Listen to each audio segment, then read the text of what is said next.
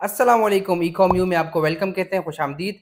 अगर आपने हमारी वीडियोस नहीं देखे, पिछला जो हमने इंट्रो बनाया हुआ है और तो दूसरी जो हमारी वीडियो बनी है, अगर आपने वो नहीं देखी तो आई बटन ऊपर आ रहा होगा, वो जाके देखें। और आज हमारे साथ सजाद बैठे हुए हैं, उनसे यूएसए मार्केट की रिक्वायरमेंट्स पूछेंगे कि क्या उस पर कैसे काम हो सकता है, उसके लिए क्या रिक्वायरमेंट्स है।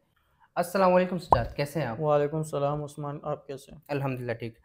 अच्छा सजाद, यूएसए में एफबीए होलसेल स्टार्ट करने के लिए क्या रिक्वायरमेंट्स हैं? इनिशियल में लोगों को क्या चाहिए?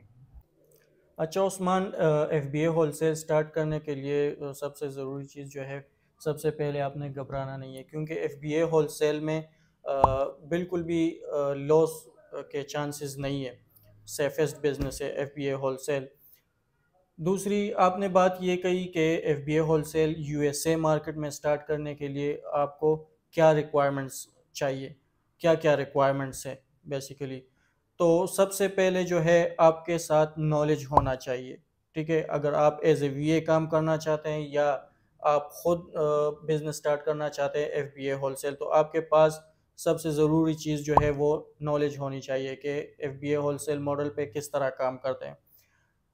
दूसरा जो है आपके पास इन्वेस्टमेंट होना चाहिए। अगर आपके पास इन्वेस्टमेंट होगा नहीं तो आप स्टार्ट कैसे करेंगे। तो जैसे कि हमने पिछली वीडियो में कहा था कि एफबीए होलसेल में इन्वेस्टमेंट के लिहाज से मिनिमम और मैक्सिमम कोई भी नहीं है। आप यूएसए में $1000 से स्टार्ट ले सकते हैं अगर आपकी एलएलसी वगैरह सब कुछ सेटअप बना हुआ है। तो सबसे पहले हमें चाहिए अमेज़ॉन सेलर अकाउंट। सही है, सेलर अकाउंट इंडिविजुअल हम क्रिएट करेंगे सबसे पहले। जब हमारा सेलर अकाउंट अप्रूव हो जाए, उसके बाद फिर हम करते क्या है कि एलएलसी के लिए अप्लाई करते हैं। अच्छा सजाद, जैसे आपने बात की एलएलसी के बारे में, लोगों को पता नहीं है कि एलएलसी क्या है। जो लोग स्टार्ट करेंगे बेसिकली, मुझे तो नहीं लगता कि उनको पता होगा कि एलएलसी क्या है। तो एलएलसी बेसिकली एक कंपनी है। एफबीए होलसेल को हम एज इंडिविजुअल नहीं कर सकते, तो हमें एक कंपनी चाहिए होती है यूएसए में, क्योंकि हम यूएसए में बिजनेस स्टार्ट करना चाहते हैं। तो उसी कंपनी को जो है लिमिटेड लाइबिलिटी कंपनी कहते हैं। और ये हम मुख्तलिफ स्टेट में क्रिएट कर सकते। फ़र्ज़ करें एफबीए होलसेल के लिए जो मेन स्टेट्स हैं वो टेक्सास है, व्योमिंग है और फ्लोरिडा है। जी, तो जिस स्टेट में हम स्टार्ट करना चाहते हैं उस स्टेट की हम एलएलसी बनाते हैं। ठीक है जी। अच्छा, अब जब हम अमेज़ॉन अकाउंट भी हमारा हो गया, वो अप्रूव हो गया, हमने अप्लाई कर लिया एलएलसी के लिए, एलएलसी भी अप्रूव हो गई है। अब हमें चाहिए ईआईएन, एम्प्लॉयर आइडेंटिफिकेशन नंबर। वो क्या होता है? बेसिकली एक टैक्स नंबर होता है जिससे हमारी कंपनी की पहचान होती है। आईआरएस में हम इसके लिए अप्लाई करते हैं, जो एक फ्री, उसकी कोई फ़ीस है नहीं। ईआईएन के बाद ईआईएन इसलिए ज़रूरी है क्योंकि जब हम बिज़नेस बैंक के लिए अप्लाई करेंगे तो उसमें ईआईएन रिक्वायर्ड होता है। ईआईएन जब हमें मिल जाए तो हम फिर बिजनेस बैंक अकाउंट के लिए अप्लाई करते हैं।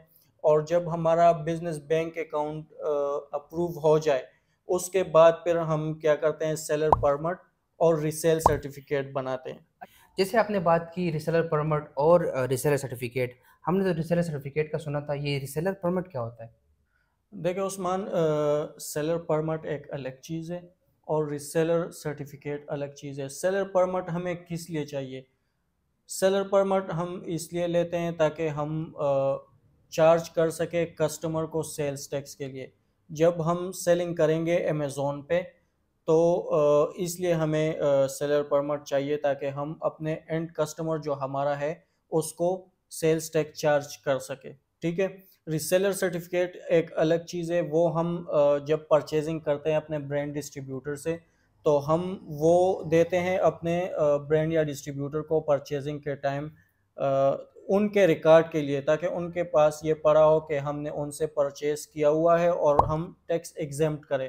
वो हमसे सेल्स टैक्स चार्ज ना करें, क्योंकि हम एज ए रीसेलर काम करते हैं, हम उनसे प्रोडक्ट बाय करके इन कस्टमर पे सेल करते हैं।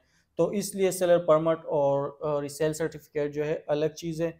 मेन मकसद जो है रीसेल सर्टिफिकेट और सेलर परमिट का, सेलर परमिट में हम चार्ज करते हैं कस्टमर को, और रीसेल सर्टिफिकेट पे हम एग्जामेशन लेते हैं ब्रांड और डिस्ट्रीब्यूटर से, ताकि हमसे वो सेल्स टैक्स चार्ज ना करें। अच्छा, रीसेल सर्टिफिकेट और सेलर परमिट के बाद फिर हमें चाहिए एक वेबसाइट और बिजनेस ईमेल। अच्छा, एक वेबसाइट किस लिए ज़रूरी है हमें इस रिक्वायरमेंट्स में? देखिए, वेबसाइट इसलिए ज़रूरी है क्योंकि जब हम ब्रांड या डिस्ट्रीब्यूटर के पास जाते हैं तो हम उनको बताएंगे ना कि हम आपसे प्रोडक्ट बाय करेंगे होलसेल पे और देन हम उसे रीसेल करेंगे एंड कस्टमर पे।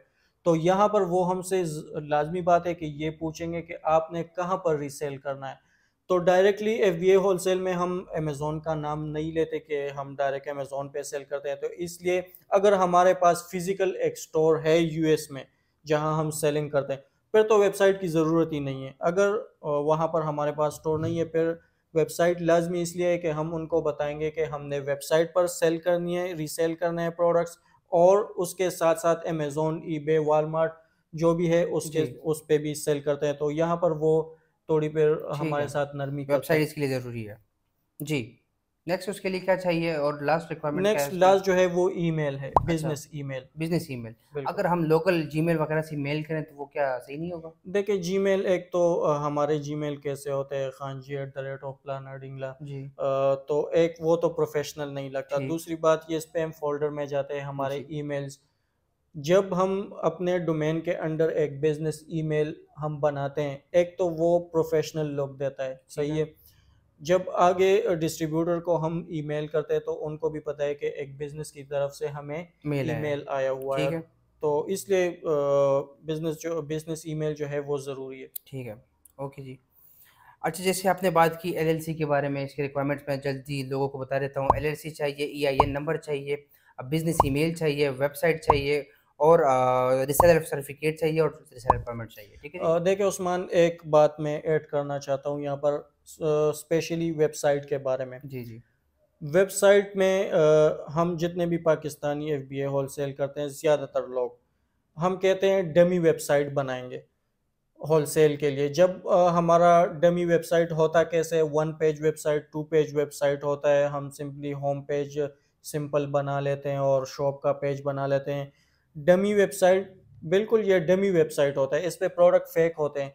लेकिन लाजमी चीज़ है कि हमारा 4 पेजेस का वेबसाइट हो। जी, 4 पेजेस में होम पेज जो हमारा हो वो बिल्कुल प्रोफेशनल लुक दे, ताकि ब्रांड आए देखे कि हाँ यार, ये एक सही वेबसाइट है, सही स्टोर है इनका और ये हमसे लेके आगे रीसेल करेंगे। दूसरी बात ये है कि शॉप पेज सही होना चाहिए, अबाउट अस होना चाहिए, कंटेक्ट अस होना चाहिए, जिस पे हमारे कंटेक्ट डिटेल, एड्रेस वगैरह ये सब कुछ मेंशन हो। और सबसे ज़रूरी बात, वेबसाइट जो है फंक्शनल होना चाहिए, ठीक है। ताकि अगर वो आए भी, एक ब्रांड या डिस्ट्रीब्यूटर आए, एक ट्राई मारे कि यार ये फेक वेबसाइट है या रियल है, तो मैं ये उनको आपसे रियल वो ऐड लग करना सके, चाहूँगा कि मतलब ये है कि अगर डेमी भी हो लेकिन फंक्शनल हो, फंक्शनल हो, ठीक है? पेजेस भी एक उसमें हो रियल लुक दे। और एक रियल लुक दे, जाके बेसिकली कोई बंदा आए तो वो देखे तो वो ये बिल्कुल, फेक ना लगे ना। बिल्कुल। तो अपनी कीमती वक़्त का बहुत ज़्यादा शुक्रिया, शुक्रिया। अपने टाइम देने का बहुत ज़्यादा शुक्रिया और यही जो हमारा हमारा एपिसोड ख़त्म होता है। अगर आपने आपने हमारी वीडियोज़ नहीं देखी तो जाके आई बटन यहाँ पे आ रहा होगा, आई बटन पे क्लिक करें और दूसरी वीडियो जो हमारी बनी है उसको देखें, उसको वॉच करें और हमारे चैनल को सब्सक्राइब करें, लाइक करें। Thank you so much. Thank you so Allah much. हाफ़िज़।